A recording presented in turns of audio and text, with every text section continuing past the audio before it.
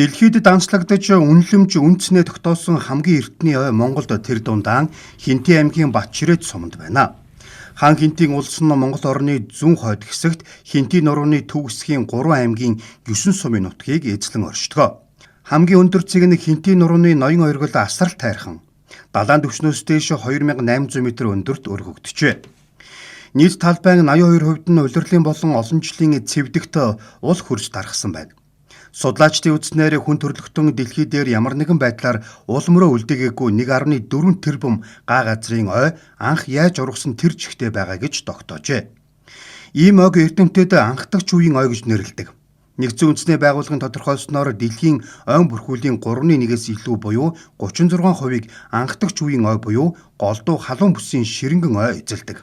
Гэхдээ сүүлийн 13 жилд анхдагч ой 40 сая гагаар буурсан мэдээтэй. Дэрчлэн барууны орнуудад ийм зэрлэг ой бараг байхгүй гэхэд болно. Хаан Хинтийн дархан цаазд газрын хувьд анхдагч ойн хэв шинжээ жил ирэх тутам алданд оройтож өөрчлөгдөн хувирсаар байгаа. Гэхдээ энэ ой онгон төрхөөн харьцангуй сайн хадгалсан гэж эрдэмтэд үнэлдэг. Анхдагч ойн биологийн олон байдлаараа бусдтай харьцуулахааргүй баялаг. Жухамдаа энэ нь үнд чанар үнэлэмж болохоос гадна дахин сэргэгдэшгүй баялаг гэдгийг баталж байдаг юм а.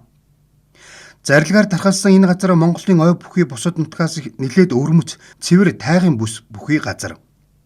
Судалгаанаас харуул энд 1150 зүйлийн ургамал 253 зүйлийн шувуу бүртгэгдэжээ. Мөн бадан хүдэр, хандгай, хүрэн бавгай, чон, шилүүс, үнэг, дорго, нохой зэх, үеин, булга, бор гөрөөс, буг гээд нэн ховор 53 зүйл хөвгтэй амьтан нутагшдаг.